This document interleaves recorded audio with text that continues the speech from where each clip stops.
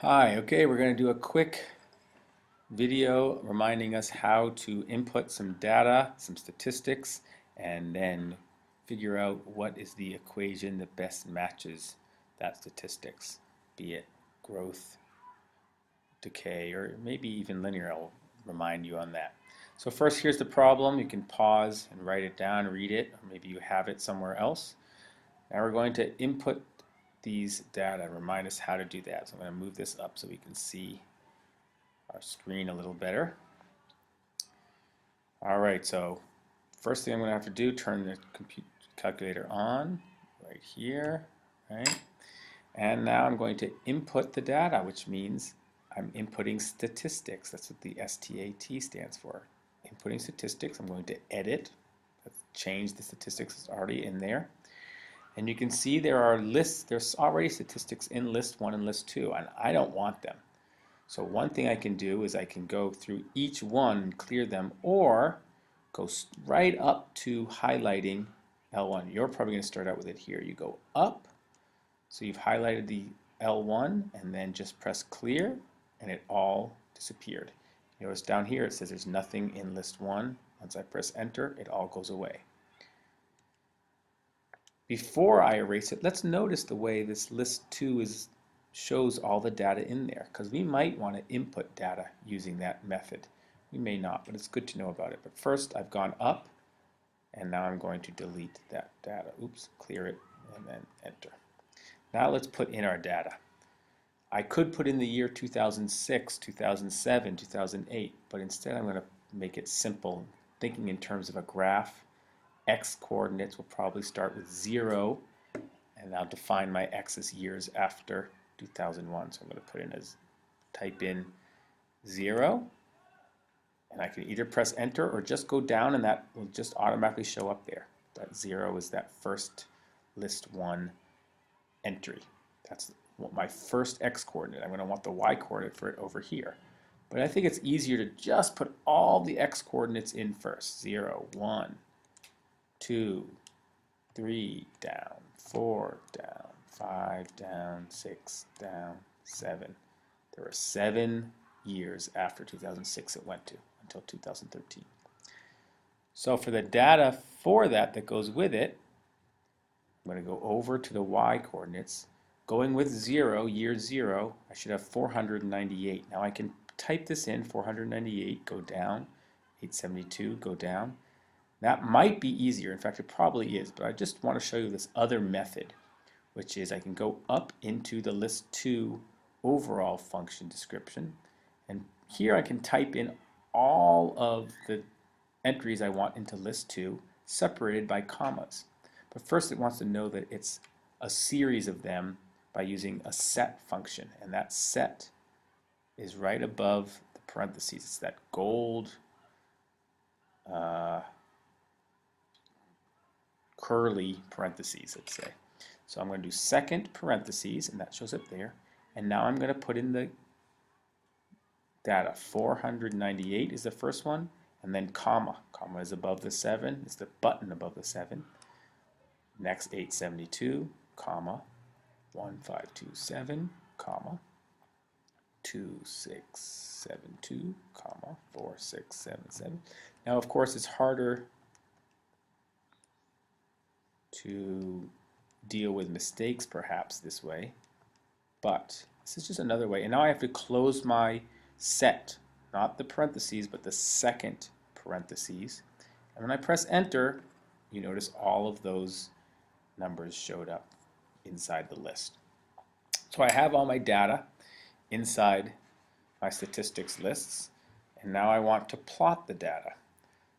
So I could just press graph and hope to see it, but I probably want to set my window to make sure it's going to get this data in there. So first I'm going to go to my window. My X minimum, I'm going from 0 to 7, right? So -1 is fine. I like to see that X axis, so I often start in the negatives. Go up till 10 so I can see it all. And my Y minimum is going again from a little under. I like to see my Y-axis, so I always like to have negatives. You don't need to. And we went up to 25,069. Let's go up, therefore, to 30,000. And you would say, can I just see the graph? There's nothing showing. The reason is we have to tell the calculator to plot all that statistical data. So I have to go to plot statistics, which is above y equals. So I'm going to hit the second y equals stat plots, plot statistics. I want to do one plot. And this, you can see it's all set to plot a plot with list 1 being the x values and list 2 being the y values. The problem is my plot is off, so I have to turn that on. When I go in there, it's going to bring me actually to here. This is telling me about plot 1.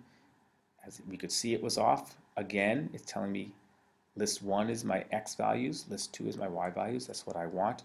If I wanted to change that, I would go down here and type in, let's say I wanted list 3. Maybe I put my values for x in list 3. List 3 is a little yellow L3 above the 3 here. So I would do second 3, and you can see it became an L3. But actually we want it to be L1, which is above the 1. Okay, so all that's good. I just want to change it from off to on.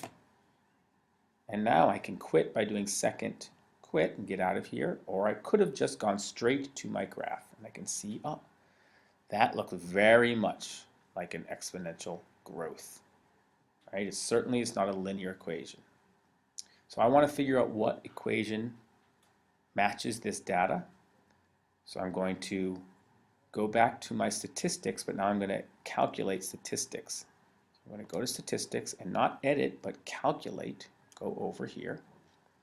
And now I choose which kind of equation I think is going to best fit. I could do a linear equation. Right? You may have learned that before, but we're not going to look for the linear line of best fit. We're going to go down, down until we get to an exponential line of best fit, an exponential regression, EXP. I'm going to press that. So now it's showing up, it's telling me it's going to find an exponential line of best fit for the data, but it needs to know which data to use. It doesn't go to the computer, the calculator doesn't go to the graph. It takes the actual data, so it needs to know that I want my x values to be the list 1 values. Again, not the 1, but second 1, list 1. That's x values. Put a comma between the x values and the y values. Y values are going to be list 2. Now we just press enter, and it's going to crunch the numbers and tell me, so if I'm doing the equation, y equals a times b to the x power, that's our exponential form.